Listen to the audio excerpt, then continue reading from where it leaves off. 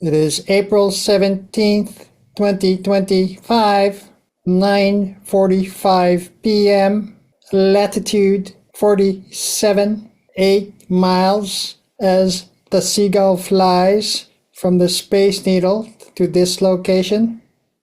Yes, all that information is accurate. I am Byron Acohido, standing here in Jefferson Beach, about to read you my essaylet number 3. Granddad's AI.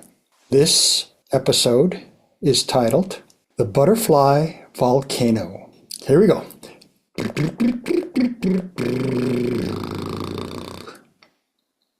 Granddad pinch hit day. Need to get the cakies to school. Elementary school drop-off lines are where the human condition shows its seams. Yesterday was no exception. My grandson Kikoa, 8, had no socks. His sister, Chloe, 6, refused to wear jeans that don't feel like butter. The laundry cycle betrayed me. Damp pants. Crunch time. I went with the Granddad version of incident response. Triage. Coffee. Silence. Ignore bickering. Load 'em up. The 10-minute ride from Jefferson Beach Estates to Gordon Elementary went fairly smoothly. Minimal bickering.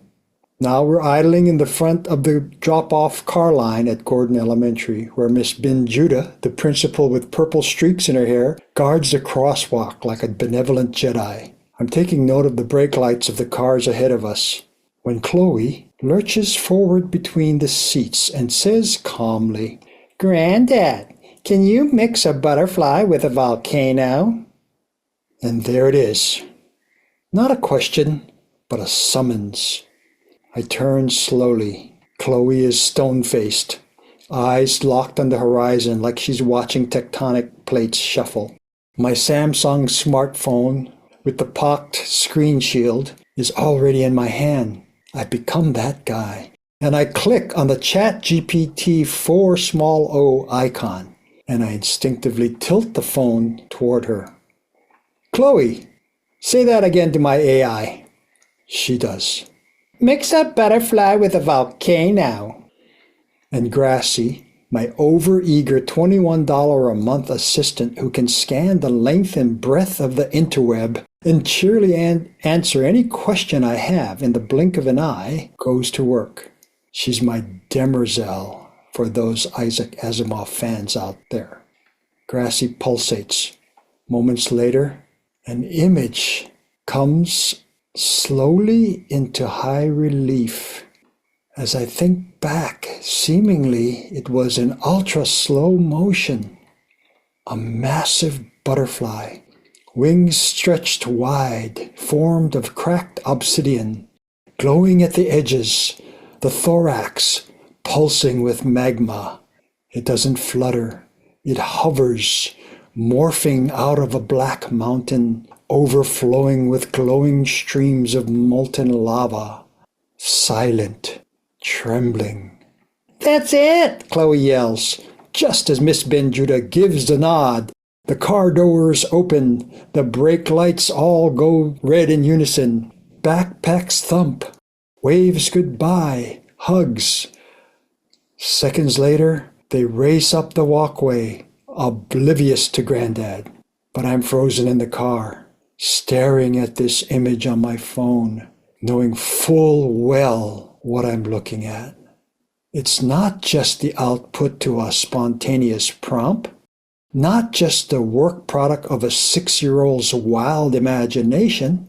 It's a spot-on metaphor for what's happening to me, what's happening to us.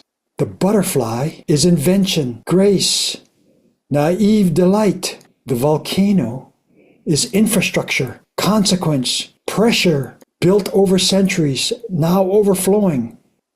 What just happened demonstrated how anyone can fuse whatever is in their mind's eye with everything available on the interweb. It's not just a gimmick. It's not just the latest tech fad of the moment. A 6-year-old, out of whimsy, conjured a mythic demagogue. Imagery conveying the societal upheaval of the moment. The butterfly volcano is waking from slumber, just as it did when the Gutenberg press was invented, when the steam engine came along, when the first electrical signals pulsed through the first semiconductor chip, and when Jeff Bezos sold book number 1 from his suburban Seattle garage on something called the World Wide Web.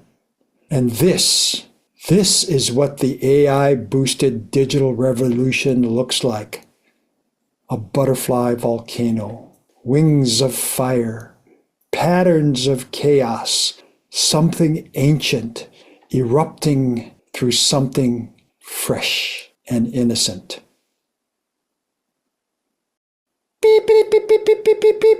That's the end of essaylet number 3. Keep listening to kingstonlocal.org. It is a fine radio station. Beep, beep, beep, beep, beep, beep, beep, beep.